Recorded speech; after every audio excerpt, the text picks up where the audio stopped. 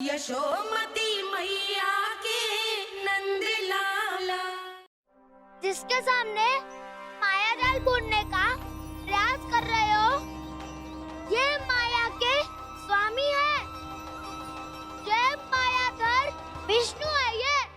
अच्छा, तो होते रहे। मैं तो इनकी हत्या करने आया हूँ और हत्या करके ही जाऊंगा। जाओ आप सखाओ को बचाओ, मैं इनका सामना कर लूंगा। पर कान्हा, अभी आप ही ने तो कहा था माया का स्वामी हूँ मैं।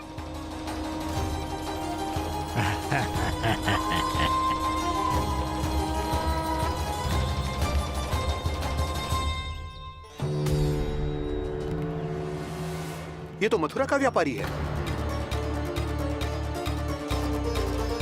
इसको अर्थ वो जो था वो सच में छलिया हो तो कहीं वो नंदमोहन तो ना पहुंच गया। हमें शीघ्र ही गांव जाना पड़ेगा और सबको सावधान करना पड़ेगा। चल।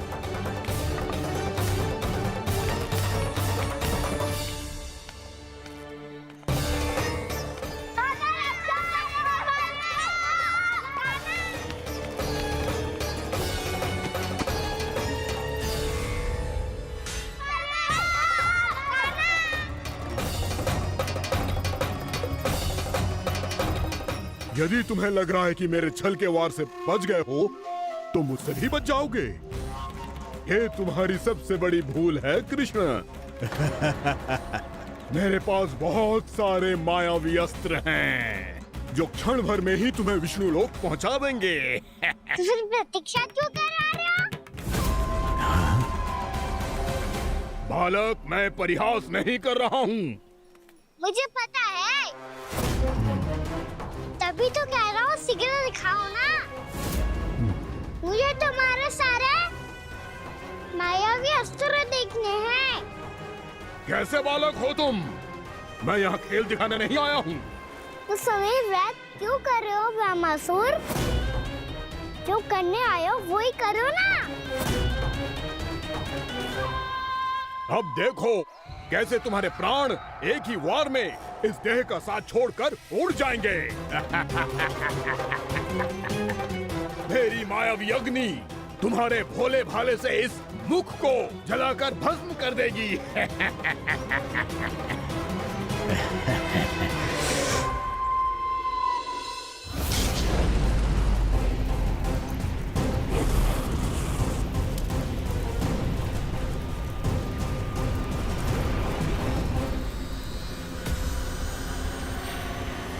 नहीं कह रही हो ब्रह्मासुर? भोला भाला तो दिखता हूँ मैं। मैया भी यही कहती है।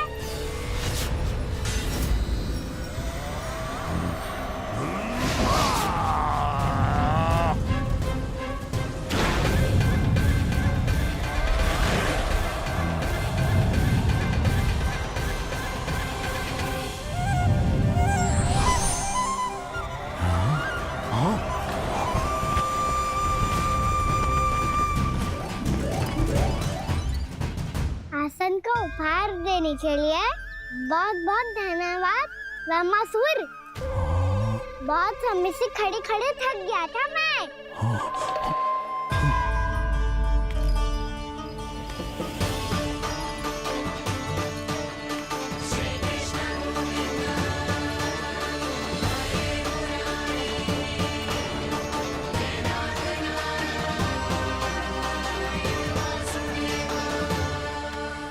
अगला अस्त्र दिखाओ ना। तुम्हारी यही जिज्ञासा आज तुम्हारा अंत करने में सहायक बनेगी, मूर्ख बालक।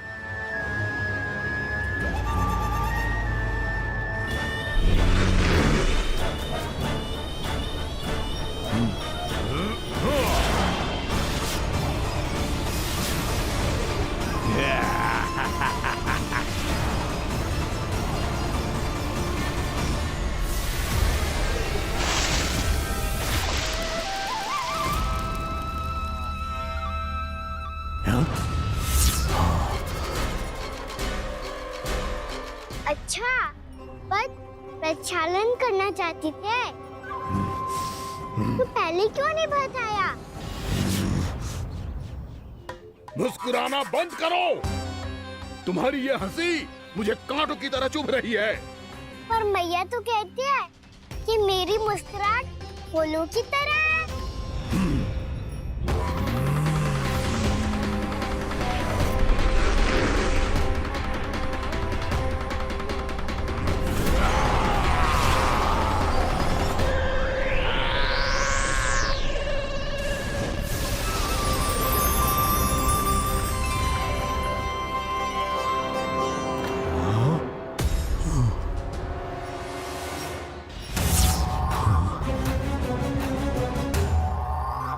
कहा था ना मेरी मुस्कुराहट बिल्कुल इन्हीं फूलों की तरह है। और तुम कर क्या रहे हो मास्टर? कभी आसन दे रहे हो, कभी पद प्रक्षालन कर रहे हो और अब फूल भी चढ़ा दिए। तुम मुझ पे वार करने आए हो कि पूजा करने? तुम्हारी पूजा तो मैं अब ऐसी करूंगा कि तुम मृत्यु के बाद भी मुझे भूल नहीं पाओगे बालक।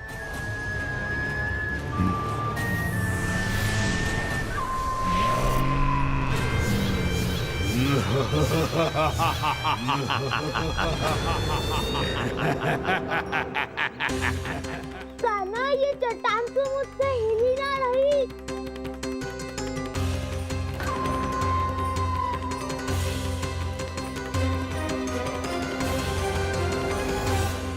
अभी कंदरा के अंदर कुछ क्षणों में ही प्राण वायु समाप्त हो जाएंगे। तुम्हारे सारे सखा एक एक कर अपने प्राण त्याग देंगे और तुम्हारा वध करूंगा मैं।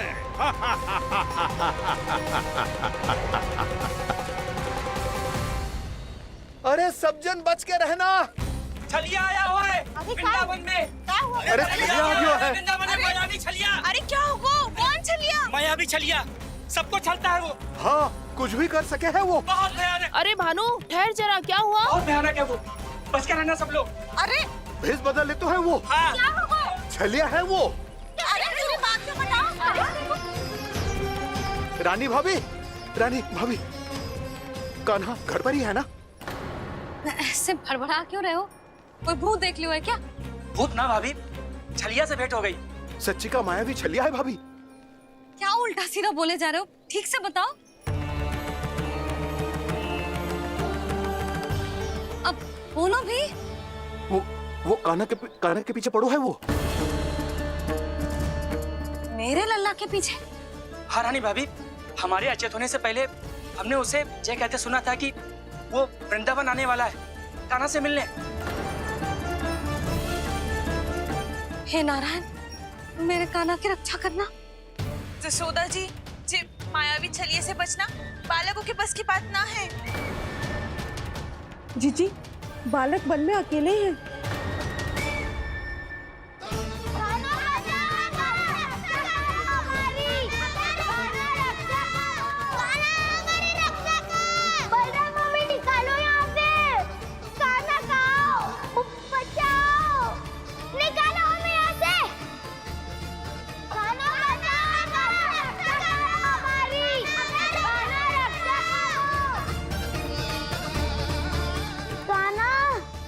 चट्टान तो मुझसे हिल ही ना रही।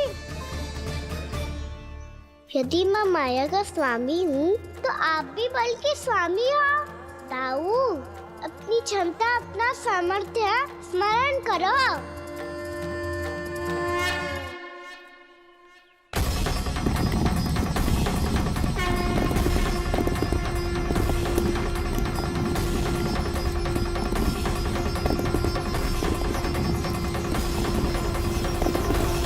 इससे पहले कि वो कंदरा का द्वार खोल के तुम्हारे सखाओं को बाहर निकाले, मैं तुम्हारे प्राण ले लूंगा कृष्ण।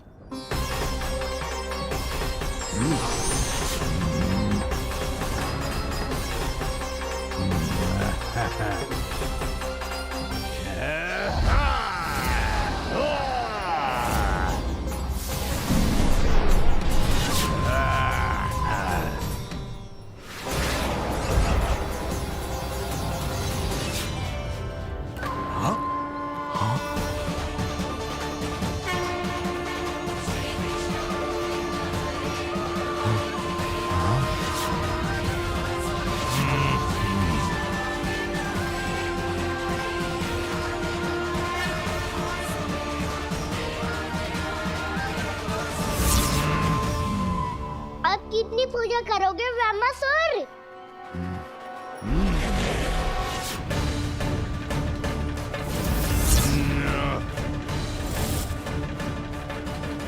प्रभु तो खेल खिला रहे हैं इससे, और ये खेले जा रहा है विवश होकर, उनकी माया से बाध्य होकर।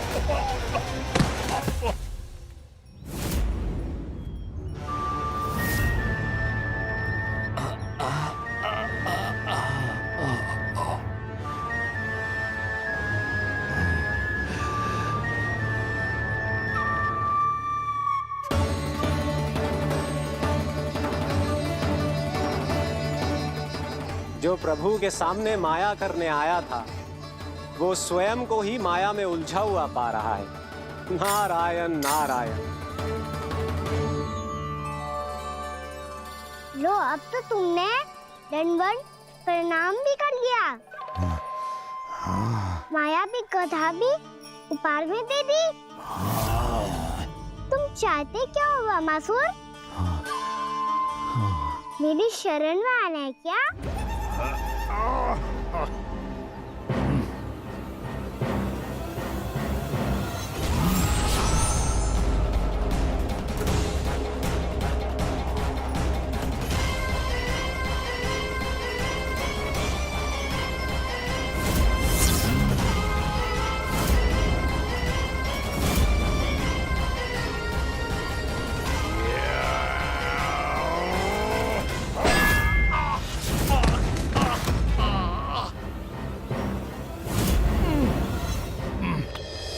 सोच विचार का समय ना है हमारे पास।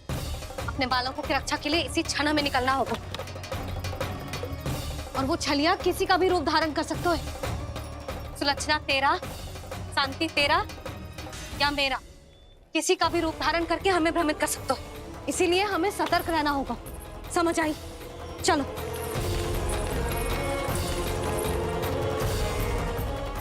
अभी भी समय है ब्रह्मासुर, समय लाओ। यदि मैया आ गई तो बात गड़बड़ हो जाएगी।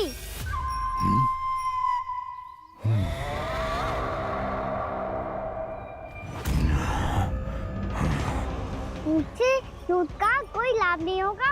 ब्रह्मासुर, स्मरण करो तुम कौन हो? मायासुर का पुत्र हूँ मैं, अपने स्वामी महाराज कंस का सेवक हूँ, और तुम्हारा हूँ मैं काल।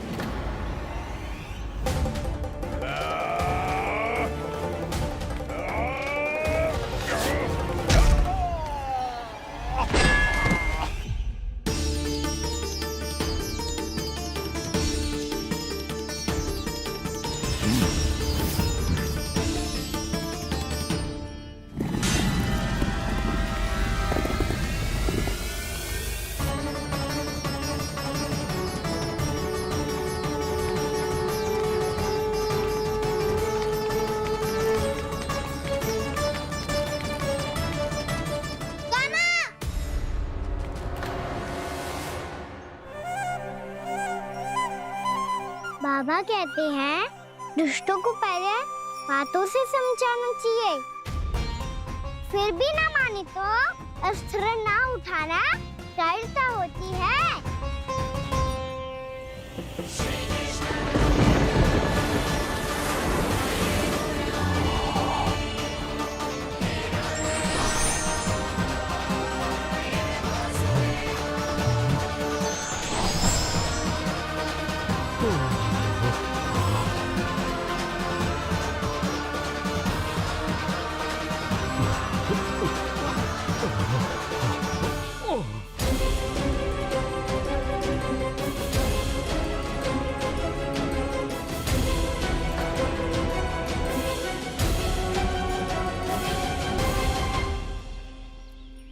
पता था मुझे, अपने बाबा के स्वरूप को हानि नहीं पहुंचाओगे।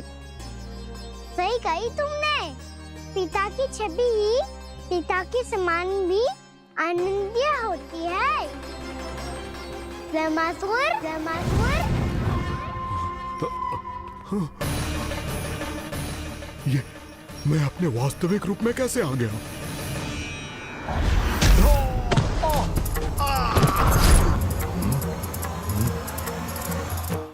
मेरे बाबा का स्वरूप नहीं लेना चाहिए था तुम्हें।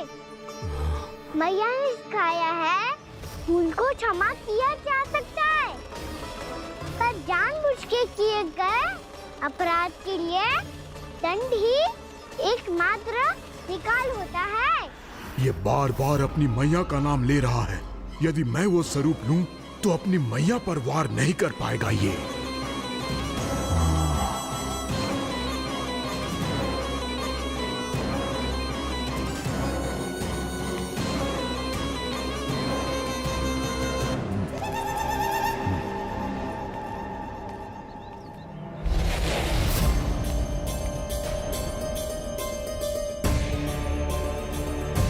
लल्ला, मैं तेरी मैया हूँ, अपनी मैया को मारेगा? बच गया। समझाया था, पर तुमने एक बार फिर से मूर्खता कर ही दी। इस पर तुमने पहले से भी बड़ी और पहले से भी भयंकर भूल किया ब्रह्मासुर।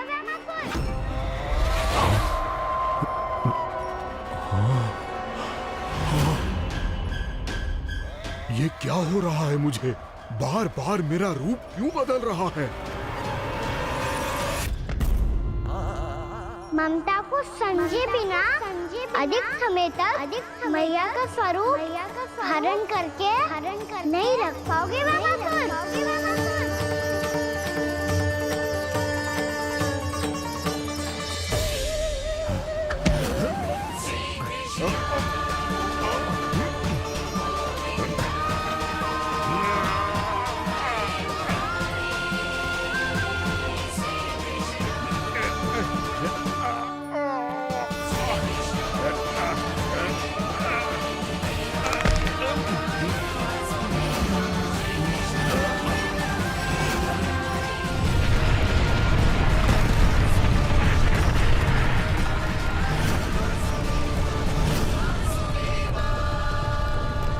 प्रभु के क्रोध से धरती भी कांपने लगी है।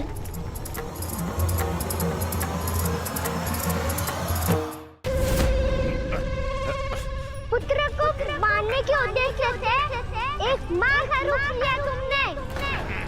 ये ममता का और मेरी मैया का घोर अपमान है ब्रह्मासुर।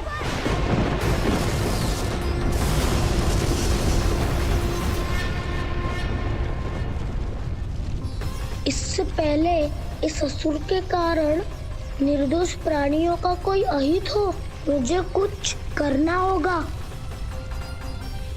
यदि मैं माया का स्वामी हूँ तो आप भी बल के स्वामी हो।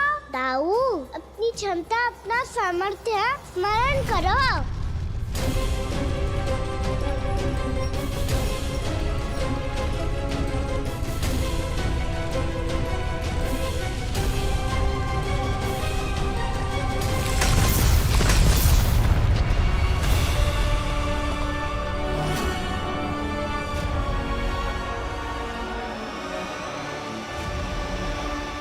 अद्भुत बल दाऊ, अद्भुत। अपने बल का उचित प्रयोग करके आपने प्राणियों को हानि होने से बचा लिया और ये भी सिद्ध कर दिया कि इस युग में आपसे अधिक बलवान और कोई नहीं होगा। आज से आप बलदेव के नाम से भी जाने जाएंगे। आज से आप बलदेव के नाम से भी जाने जाएंगे। आपके चरणों का ये चिन्ह युगों युगों तक आपके बल की कथा कहता रहेगा। बलराम का चरण चिन्ह।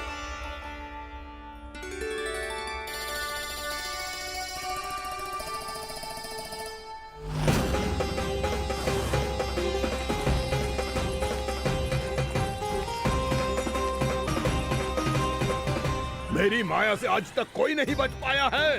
एक बार मुझे छोड़कर देखो, फिर पता चलेगा कि मैं हूँ कौन। पहले ये तो देख लो कि मैं कौन हूँ।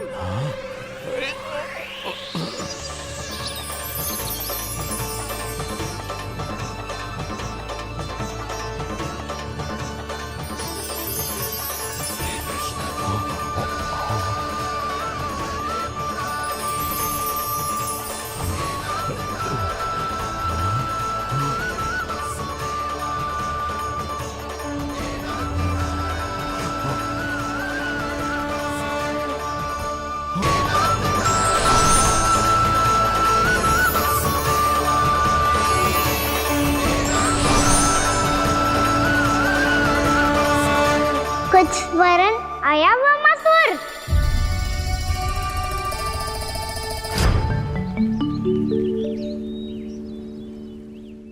बहुत समय पहले की बात है। बहुत बड़े भूमाकर राज करते थे तुम्हें महान राजा भीमम के नाम से जाना जाता था। सब कुछ था तुम्हारे पास, पर शांति नहीं थी। इसीलिए शांति की खोज में अपना संपूर्ण राज अपने पुत्रों को सौंप कर मलय पर्वत की ओर चल दिए। अनेक वर्षों की तपस्या के बाद तुम्हारे तप की कीर्ति चारों ओर फैलने लगी और फिर सच्चे तपस्वी के रूप में तुम्हारी ख्याति से प्रभावित होकर महर्षि उलट तुमसे भेंट करने आए। राजा भीमरथ, आपने ईश्वर की प्राप्ति के लिए सब कुछ छोड़ दिया, पर अपना अभिमान नहीं छोड़ पाए। इसीलिए मेरे आगमन पर सम्मान के साथ खड़ा होना तो दूर, मेरा अभिवादन भी नहीं किया। अभिमान तपस्वी का गुण नहीं होता है राजन, अभिमान राक्षसी गुण है। इसलिए मैं आपको श्राप देता हूँ कि आप अगले जन्म में एक राक्षस के रूप में जन्म लेंगे, एक राक्षस के रूप में जन्म लेंगे। मुझे क्षमा कर दीजिए महर्षि, मैंने जानबूझकर आपका अपमान नहीं किया है। मैं तो यहाँ पर शांति की खोज में आया था। अपने भीतर के संसार में गहरे सोच विचार में डूबा हुआ था मैं। मुझे क्षमा कर दीजिए महर्षि, मुझे क्षमा कर दीजिए। अपनी भूल का आभास प्रायश्चित की ओर पहला पग होता है। मैं अपना श्राप तो वापस नहीं ले सकता, परंतु आपको एक वचन अवश्य दे सकता हूँ। जब भी प्रभु नारायण का अवतार होगा, आपको उचित समय पे वो वरदान देंगे जिसकी आप लंबे समय से प्रतीक्षा कर रहे हैं।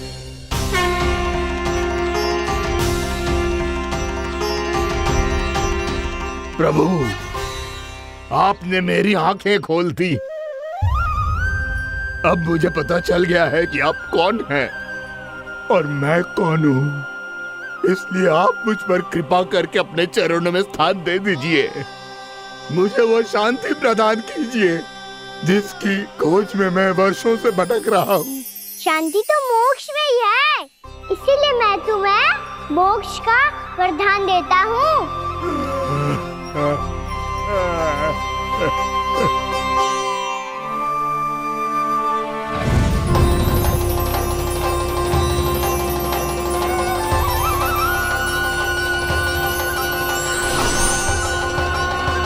प्रभु की ये लीला सदैव स्मरण रखी जाएगी।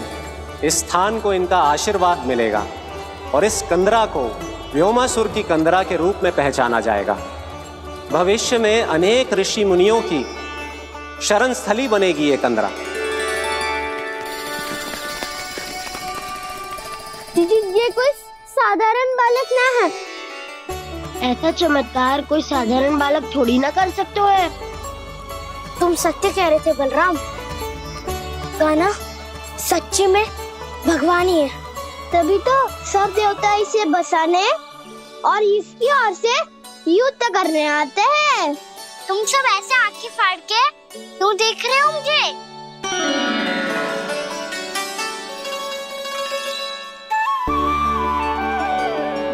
बलराम, तुम बलवान हो और कान्हा भगवान है। दूर दूर तक कोई दिखाई ना दे रहा है। ना जाने किस हाल में होंगे बालक।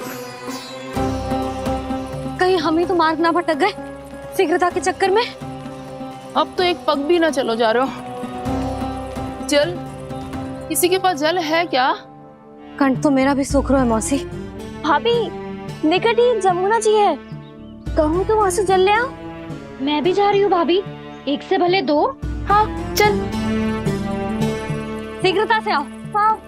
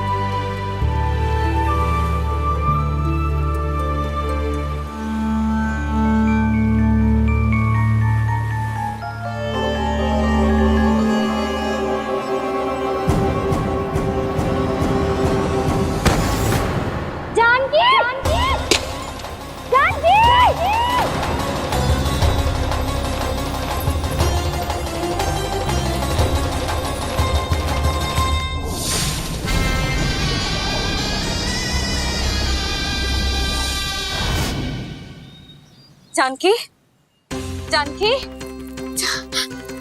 क्या होगा इसे? देखो ना जी, अब छलिया की सूचना मिलते ही हम सब बालकों को ढूंढने चली गई और ढूंढते ढूंढते सबको बहुत प्यास लगी आई जी।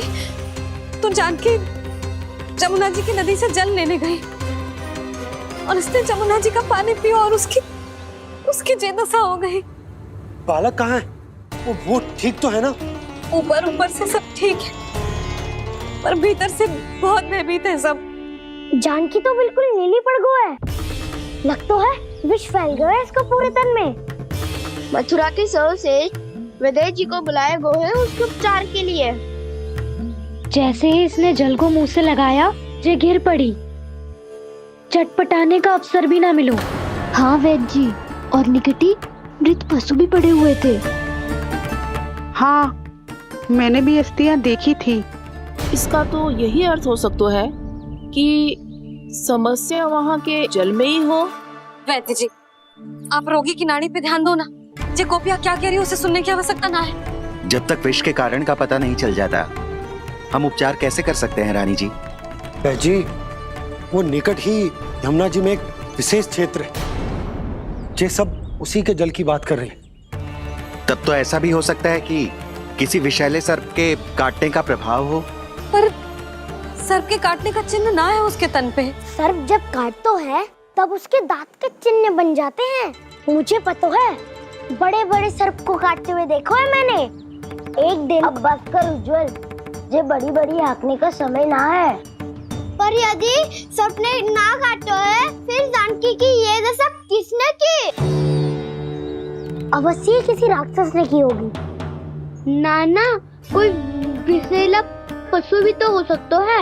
यह अवश्य किसी माँ विषैले सर्प के विष से हुआ है। सर्प ने भले ना काटा हो, लेकिन यह अवश्य ही किसी महाविषैले सर्प के विष के कारण हुआ है। कालिया नाग। कालिया नाग?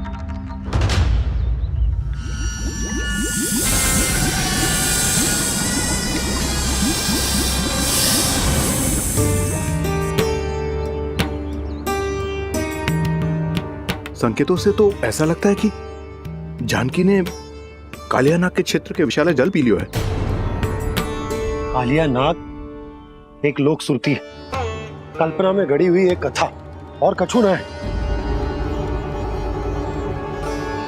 हमें जाके पता लगाना पड़ेगा। पर हमें वहां जाने से मना किया है ना बड़ों ने। उज्जवल सही कह रहे हो है, इस समय जानकी के स्वार्थ से अधिक महत्वपूर्ण और कछु ना है। जानकी हमारे लिए ही जलाने गई थी जी, ना मैं उसे जाने देती ना जैसा वो तो। वैद्य जी, आप शीघ्र कछु करो, कैसे भी कछु भी करो, पर इसके प्राण बचा लो। यशोदा, धैर्य रखो, श्री नारायण पर विश्वास रखो, वो सब ठीक कर देंगे।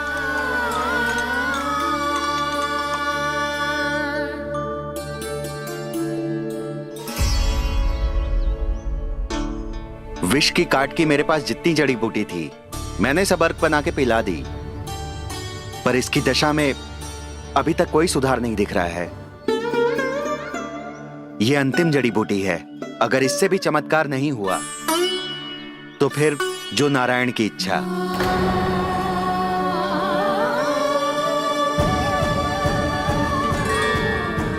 पर कोई तो उपाय होगा जानकी को बचाने का। कान्हा, यदि तुझे किसी औषधि के बारे में पता है हमें बता दे, हम जाके ले आएंगे।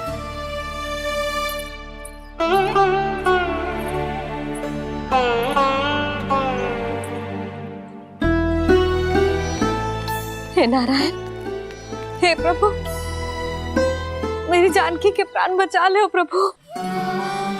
मैं तुम्हें अपने आप को कभी क्षमा न कर पाऊंगी। ये सारी मेरे ही कारण बनाई थी। उसकी रक्षा करो प्रभु, मेरी पुकार सुनो। कान्हा, तूने हमें वत्सासुर से बचाया था ना? और बकासुर से भी तो, और छन्ने से भी तो तूने ही बचाया था ना हमें। क्या ऐसा कोई उपाय ना है जानकी को बचाने का? धन्वंतरी,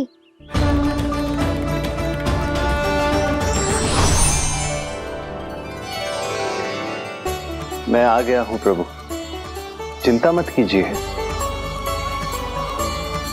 आपके आदेश का पालन अवश्य होगा। यशोदा मैया,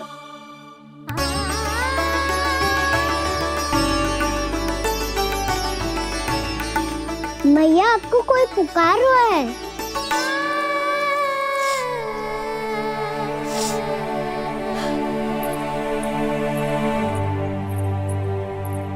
चिंता मत करो मैया, अब धन्वंतरी जी आ गए हैं, वो सब संभाल लेंगे।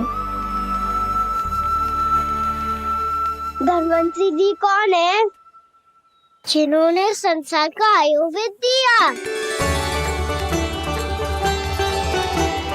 आरोग्य के देवता, वे श्री नारायण के अवतार।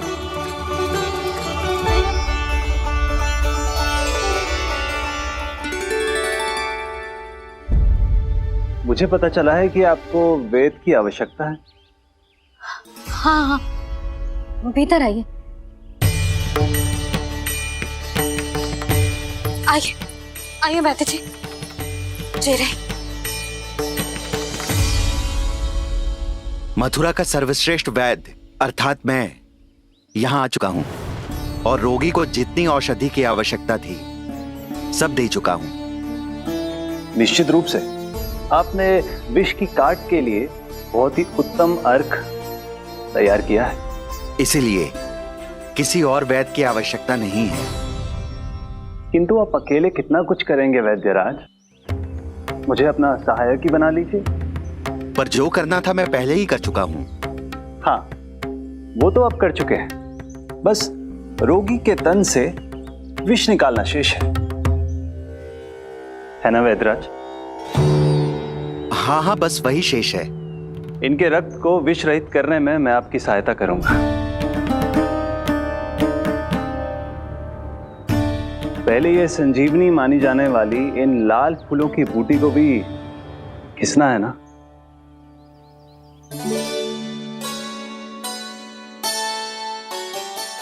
हाँ हाँ, तुम सही कह रहे हो, इसे अच्छे से घिसो।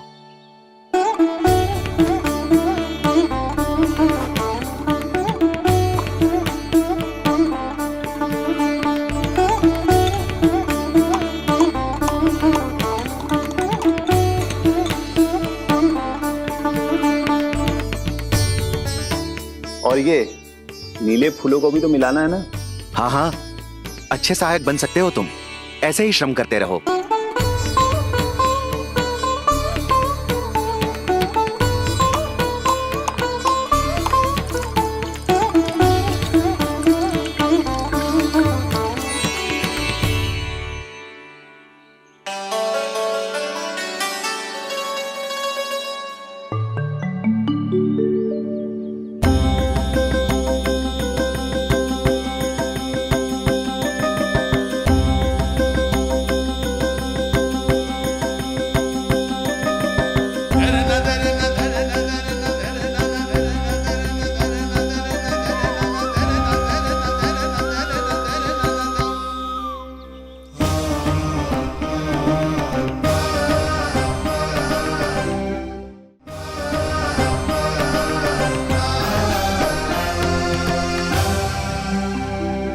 जानकी स्वस्थ तो हो जाएगी ना धन्वंतरी जी?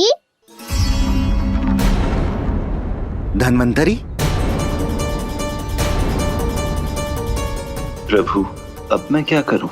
आपने तो स्वयं ही मेरी पहचान उजागर कर दी। जी क्या करो कान्हा? आप सब ऐसे क्यों देख रहे हो? भैया कहती है ना, सभी वेद धन्वंतरी जी का ही रूप होते हैं। वाह कृष्णा, चतुर तो हो तुम। वैसे वास्तविक धन्वंतरी मैं हूँ। मेरा अर्थ है वास्तविक वैद्य मैं हूँ। ये तो मेरा सहायक है। मुझे पूरा विश्वास है बिल्कुल ठीक हो जाएगी। वैसे ही थोड़े ना मुझे मथुरा का सर्वश्रेष्ठ वैद्य कहते हैं लोग।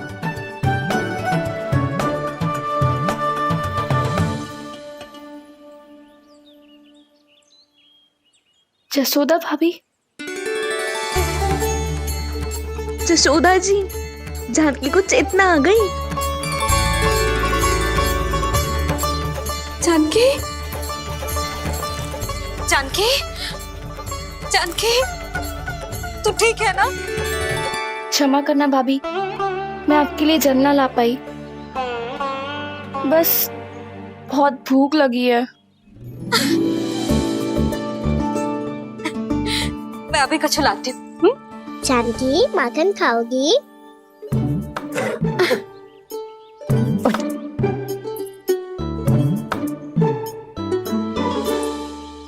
आजा, तू ही खिला दे लल्ला।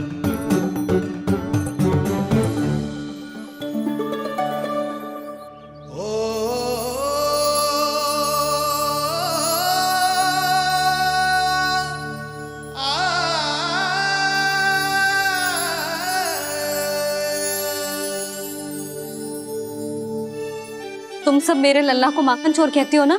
आज देखो, अपना ही माखन जानकी को खिला रहे है।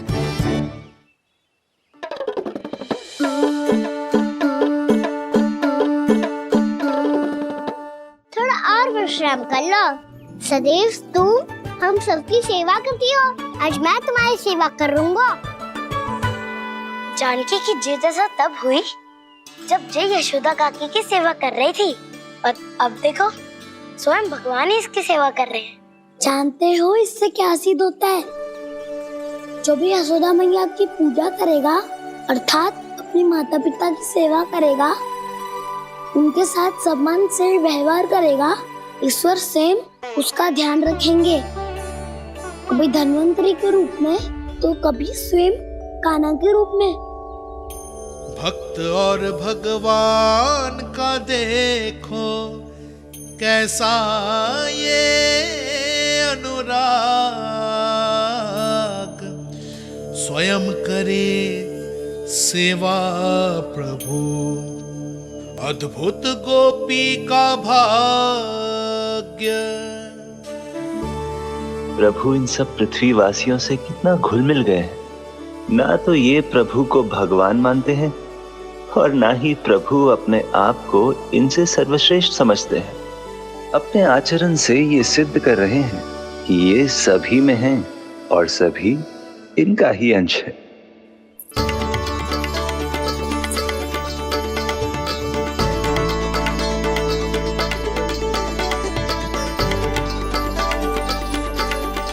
प्रभु, अब मुझे जाने की आज्ञा दीजिए।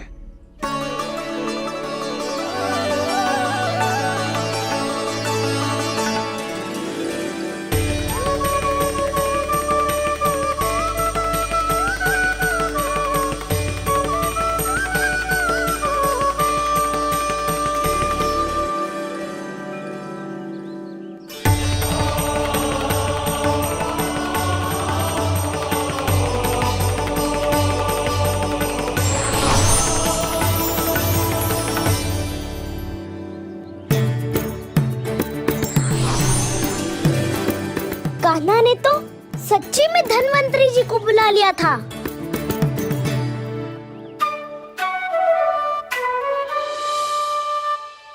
जब से कान्हा का जन्म हुआ है ना, मैं तब से देख रही हूँ। तब से हम पे कोई भी संकट आती है ना, तो अचानक से कोई अपरिचित हमारी सहायता करने आ जाता है और जाते समय कान्हा की आज्ञा लेके जाता है और कभी कभी तो इसे प्रभु बोल के जाता है। बाबा संभालो।